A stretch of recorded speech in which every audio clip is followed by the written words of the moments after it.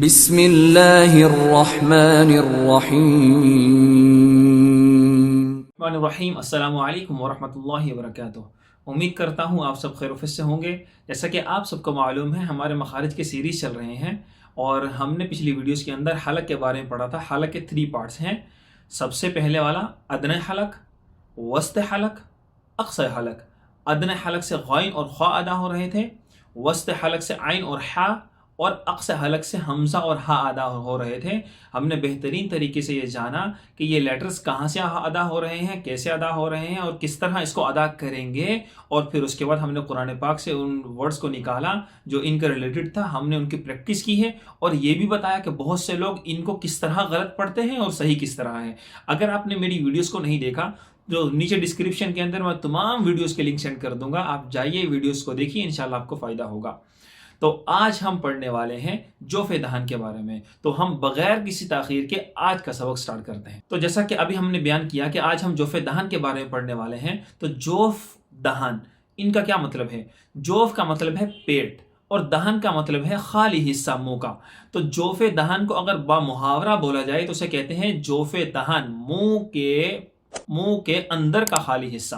تو منہ کے اندر کے خالی حصے سے جو لیٹرز ادا ہو رہے ہیں وہ 3 ہیں: الف مدہ، واو مدہ اور یا مدہ۔ تو یہ جاننا آپ کے لیے ضروری ہے کہ میں نے خالی الف نہیں بولا، یا نہیں بولا، واو نہیں بولا، میں نے ان کے ساتھ مدہ کا ذکر کیا، مدہ کو ایڈ کیا۔ الف مدہ، واو مدہ اور یا مدہ، یہ جوف دہن سے ادا ہوتے ہیں۔ تو آپ پریشان نہ ہوں، انشاءاللہ ہم سب سے پہلے تو الف مدہ، واو مدہ اور یا مدہ کو بیان کریں گے، پھر اس کے بعد جوف دہن کی طرف آئیں گے کہ یہ جوف دہن سے کیسے ادا ہوتے ہیں، پھر قرآن پاک سے ان کی پریکٹس کریں گے۔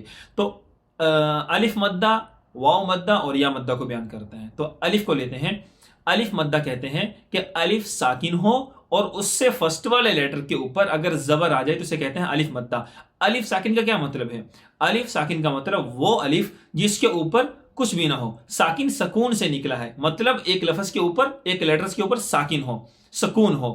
الف ساکن مطلب اس الف کے اوپر کچھ بھی نہ ہو اور اس کے فرسٹ والے لیٹر کے اوپر زبر آ جائے، اسے کہتے ہیں الف مدہ۔ مدہ کا مطلب تھوڑا لمبا کرنا، کسی لیٹرز کو تھوڑا لمبا کرنا ہے۔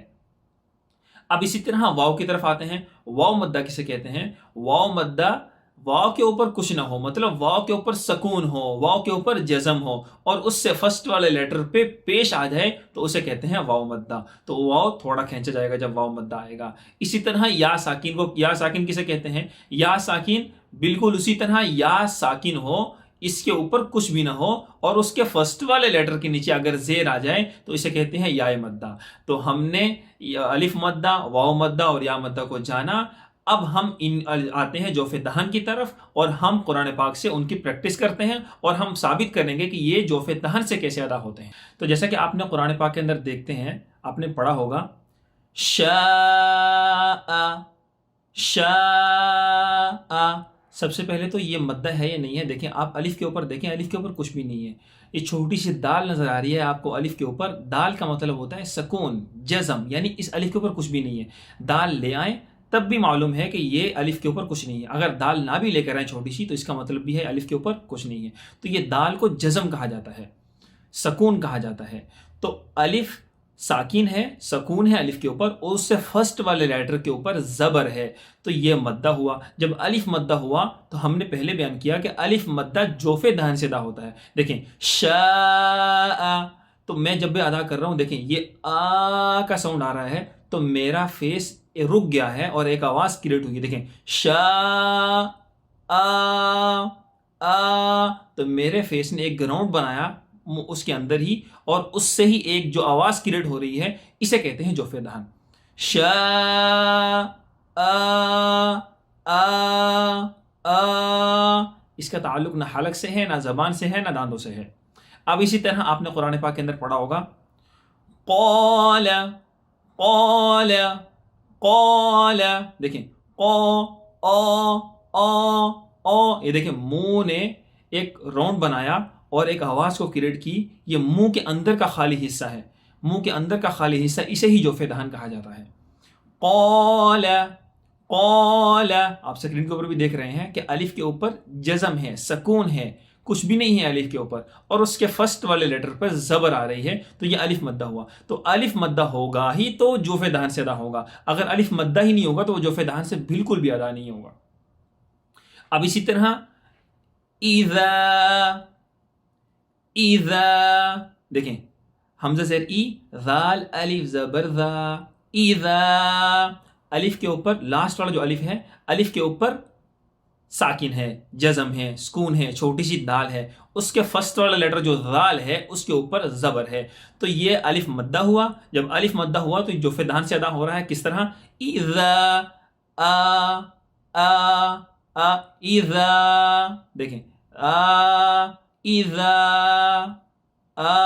دیکھیں اذا یہ جوف دہن سے ادا ہوتا ہے.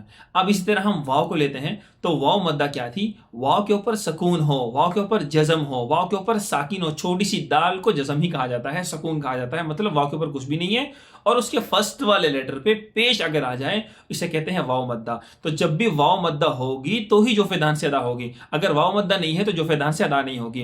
اگزامپل آپ اسکرین کے اوپر دیکھ رہے ہیں، وَهُوَ الْغَفُورُ الْغَفُورُ دیکھیں فو او واو ساکن ہے، اس سے پہلے پیش آ رہی ہے اور یہ او کا ساؤنڈ آ رہا ہے. دیکھیں او فیس میں دیکھیں گے، فیس ایک راؤنڈ کریٹ ہو رہا ہے، اندر کو ایک پیٹ بناتا ہے اپنے اندر اور جو آواز کریٹ ہوتی ہے منہ کے اندر گھوم گھوم کے، اسے کہتے ہیں جوف دہن. وَهُوَ الْغَفُورُ غَفُورُ الْوَدُودُ. اب اسی طرح قرآن پاک کے اندر ایک اور ایگزامپل آتی ہے، قُلْ يَا أَيُّهَا الْكَافِرُونَ قُلْ يَا أَيُّهَا الْكَافِرُونَ رون دیکھیں اون، یہ منہ کے اندر آواز آ رہی ہے، منہ کے اندر سے آواز نکل رہی ہے، اسے کہتے ہیں جوف دہن. اب اسی طرح یا ساکن ہو اور اس کے فرسٹ والے لیٹر کے نیچے زیر ہو تو اسے کہتے ہیں یا مدہ.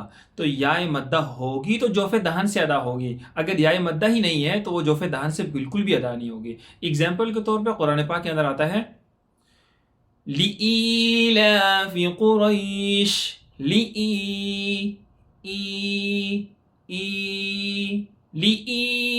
دیکھیں ای، یہ جو فیس کے اندر والا جو حصہ ہے، پارٹ ہے، اس سے ادا ہو رہا ہے یہ ای کا ساؤنڈ. اب اسی طرح قرآن پاک کے اندر آتا ہے واللہ سمیع علیم دیکھیں لی ای علیم. تو امید کرتا ہوں آپ کو حروف مدہ بھی، الف مدہ، واو مدہ اور یا مدہ بھی سمجھ آیا ہوگا اور ان کو جوف دہن سے ادا کرنے کا طریقہ بھی سمجھ آیا ہوگا کہ یہ الف مدہ، واو مدہ اور یا مدہ جوف دہن سے کس طرح ادا کرتے ہیں. تو امید کرتا ہوں آپ کو یہ ویڈیوز آج کی کلاس سمجھ آئی ہوگی. تو آپ سے گزارش ہے کہ میری ویڈیو کو سبسکرائب کیجئے تاکہ میری ہر نئی آنے والی ویڈیو آپ کو موصول ہو سکے، اور لائک کیجئے، اور اگر آپ کو اس سے فائدہ ہوا ہے تو شیئر کیجئے تاکہ آپ کے ساتھ ساتھ دوسروں کو بھی اس کا فائدہ حاصل ہو. اجازت دیجیے، اپنا خیال رکھیے. السلام علیکم ورحمۃ اللہ وبرکاتہ. میرے حافظ قرآن بنا رب کے کرم سے، استاد تیری محنت و شفقت کا ثمر ہے.